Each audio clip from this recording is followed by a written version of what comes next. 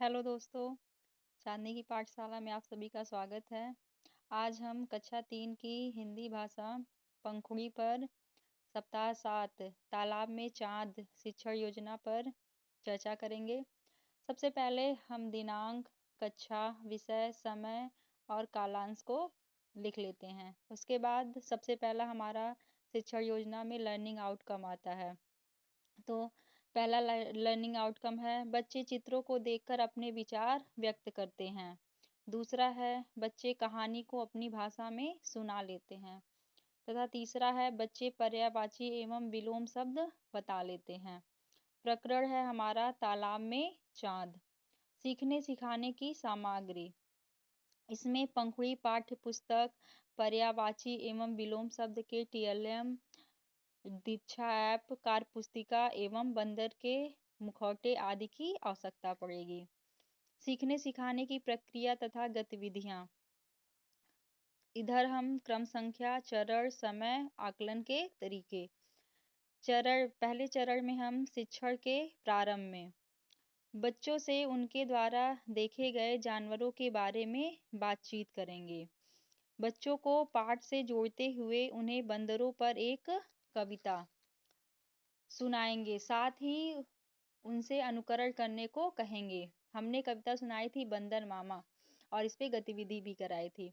बंदर मामा पहन पैजामा दावत खाने आए, ढीला कुर्ता टोपी जूता पहन बहुत इतराए, रसगुल्ले पर जी ललचाया, मुंह में रखा गप से, नरम नरम था गरम गरम था, जीभ जल गई लप से।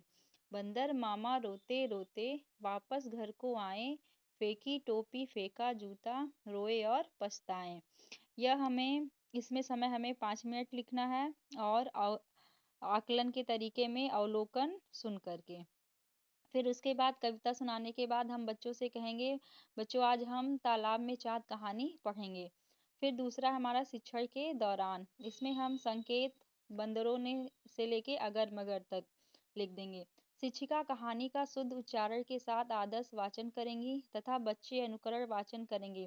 कहानी के बीच बीच में शिक्षिका कठिन शब्दों के अर्थ भी स्पष्ट करेंगी तथा पर्यायवाची शब्द एवं विलोम शब्द पर भी चर्चा करेंगी।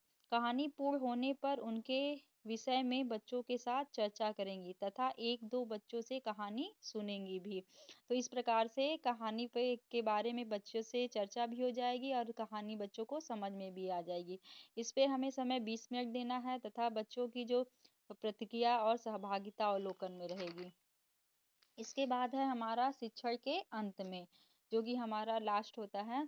शिक्षिका छोटे छोटे प्रश्नों के माध्यम से छात्रों की कल्पना व कहानी की समझ का परीक्षण करेंगे।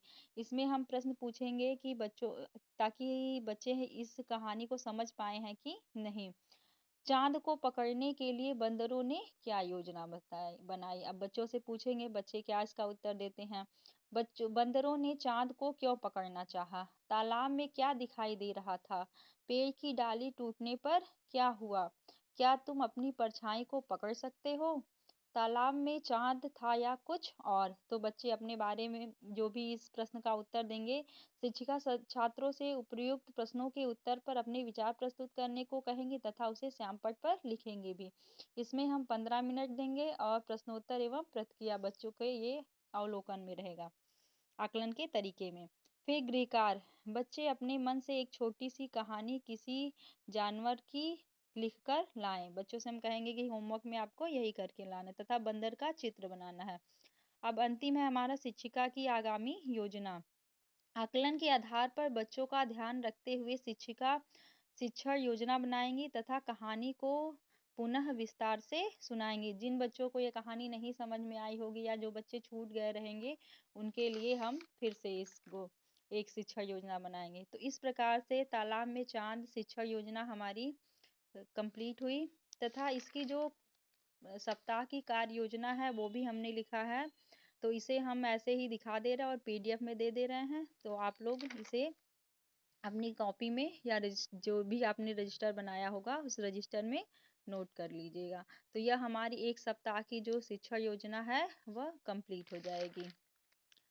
तो वीडियो आप लोग को अच्छा लगा हो तो चैनल को सब्सक्राइब और वीडियो को लाइक कर दीजिएगा तथा दूसरों को भी शेयर कर दीजिएगा जिससे उनकी मदद हो सके। Okay, thank you.